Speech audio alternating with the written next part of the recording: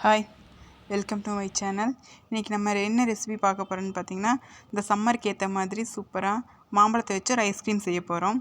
அதுக்கு மாம்பழத்தை ஃபஸ்ட் நல்லா கட் பண்ணி அதில் இருக்கிற சதையை மட்டும் எடுத்து நம்ம நல்லா மிக்சியில் அரைச்சி வச்சுக்கணும். அதுக்கப்புறம் ஃபுல் க்ரீம் மில்க் எடுத்துருக்கேன். நான் இன்றைக்கி 1/2 லிட்டர் பால் எடுத்து அதில் தண்ணி ஊற்றாமல் நம்ம காய்ச்சிக்கணும். பாலில் சேர்த்துறதுக்காக 2 ஸ்பூன் கார்ன்ஃப்ளவர் மாவை தண்ணியில் கரைச்சி வச்சுக்கணும்.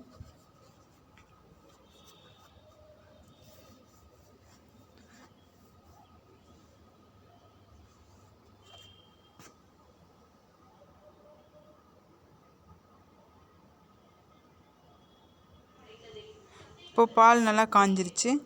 அதில் தேவையான அளவு சர்க்கரை போட்டு நம்ம கலந்துக்கணும். சர்க்கரை கரைஞ்சிற அளவுக்கு நம்ம பாலை காய்ச்சிக்கணும்.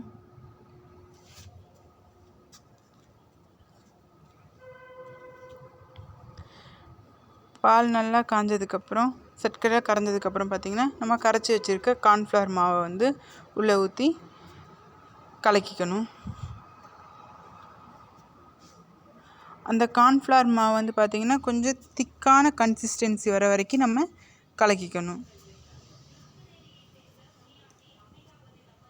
இப்போ இந்தளவு கொஞ்சம் திக்காகிடுச்சு. இன்னும் கொஞ்சம் திக்கானதுக்கப்புறம் நம்ம ஸ்டவ்வை ஆஃப் பண்ணிக்கலாம்.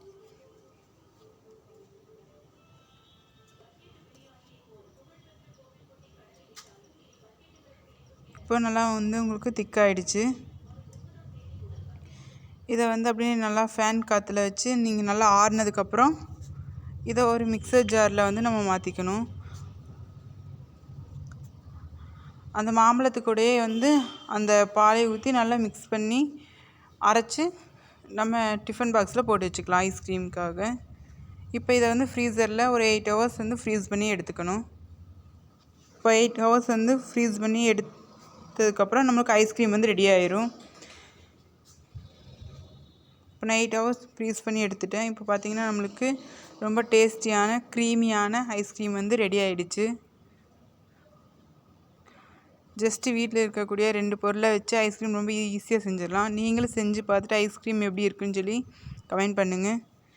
தேங்க்யூ ஃபார் வாட்சிங். Please support